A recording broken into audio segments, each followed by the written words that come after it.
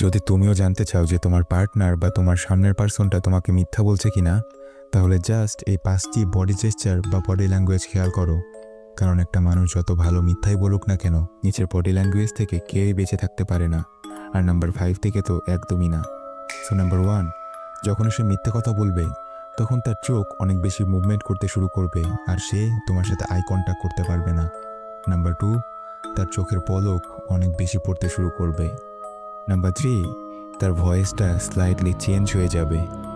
Number 4, তার সেন্টেন্সগুলো একটু বড় হতে শুরু করবে আর সে অনেক বেশি ফিলার ওয়ার্ড ইউজ করতে শুরু করবে।